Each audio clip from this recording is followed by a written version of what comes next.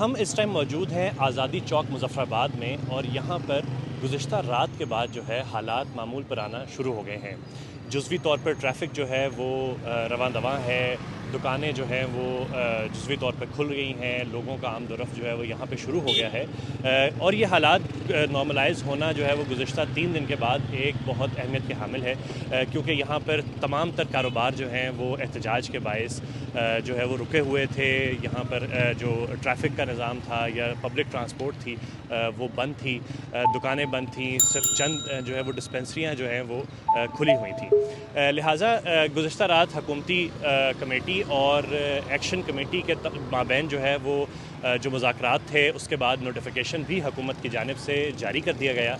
جس میں جو ہے وہ ان کے مطالبات کے پیش نظر 23 ارب روپے کا جو ہے وہ فنڈ ان کے لیے مختص کر دیا گیا۔ تو عمر فیضان، آپ ہمارے ناظرین کو بتائیں گے کہ گزشتہ رات اور پھر اس سے پچھلے 3 دن میں جو ہے وہ کیا ہوتا رہا یہاں مظفرآباد اور پورے آزاد جموں کشمیر میں، پاکستان کے زیر انتظام کشمیر میں۔ اچھا، پہلے اگر ابھی کی بات کر لیں تو جب ہم پورے بازار سے ہو کے آئے ہیں مظفرآباد کے،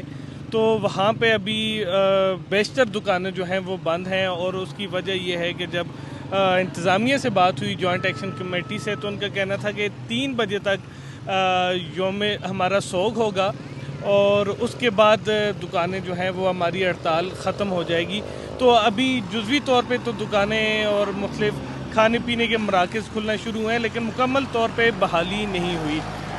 جب رات کو ہم دیر کوٹ سے مظفرآباد کی طرف نکلے تو ایک بہت بڑی تعداد میں جو لوگ ہیں وہ مظفرآباد کی طرف جا رہے تھے۔ ٹریفک جام بھی تھی، وہ گاڑیوں پہ بھی سوار تھے، وہ پیدل بھی تھے،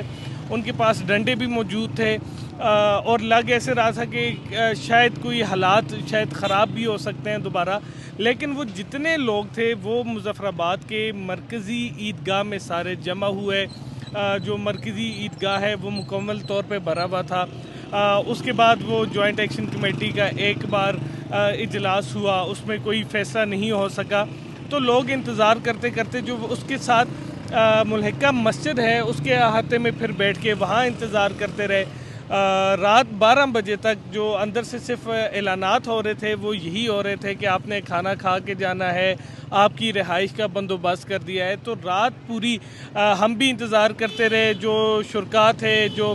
مظاہرین تھے، وہ بھی اس چیز کا انتظار کرتے رہے کہ آئندہ کا لائحہ عمل کیا ہوگا، مگر رات کو وہ نہیں ہو سکا۔ اور ایک چیز ہم نے یہ بھی دیکھی کہ جب ہم راولہ کوٹ میں تو مکمل خاموشی تھی، جب ہم وہاں پہنچے ہڑتال تھی،